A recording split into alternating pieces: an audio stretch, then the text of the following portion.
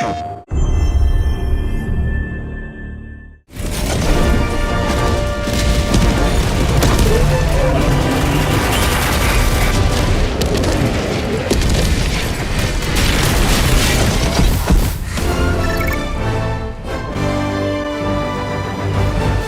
of democracy, we're going to the heart of democracy.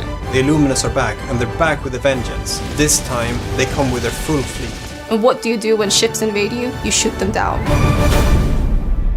Since Omens of Tyranny, the Illuminates have been attacking planets all over the galaxy.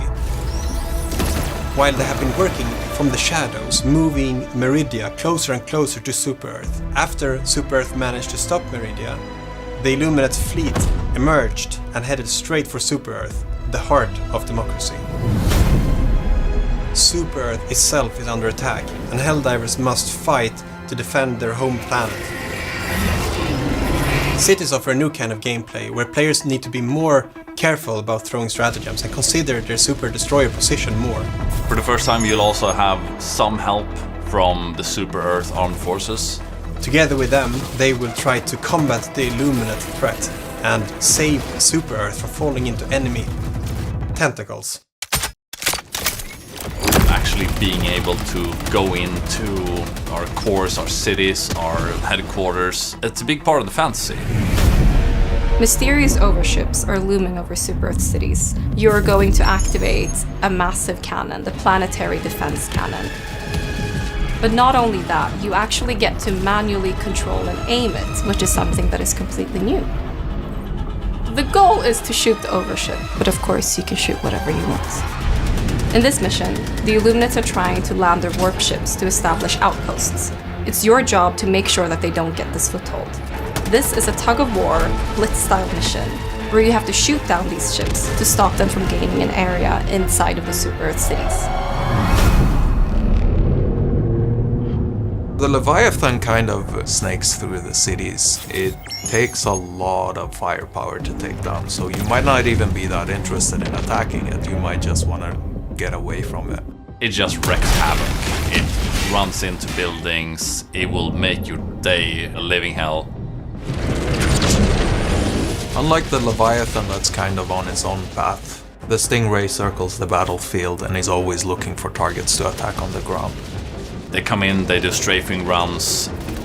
It's going to circle around until you find a way to take it down, and it's gonna be fun to see how our players figure that one out.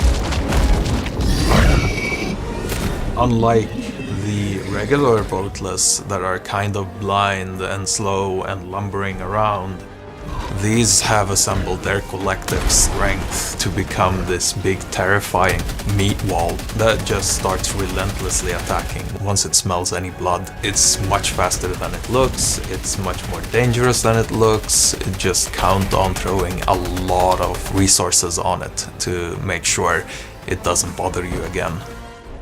But that doesn't mean there's not gonna be another one. There's gonna be plenty of these. To counter all these new threats and the battled enemies of democracy, you can customize your weapon to fit your playstyle. If you want a larger magazine or a smaller one, but a faster reload. You can have different optics, you can adjust your recoil, your sway. For a complete breakdown of the weapon customization feature, there is a whole video available about just that feature. Go check that out. Of course, there are more things to this patch. Small changes, hidden changes. And I don't know where you are right now watching this, but I know where you should be. You should be on Super-Earth saving democracy. The flags are burning. Super-Earth calls for aid. Will you answer the call?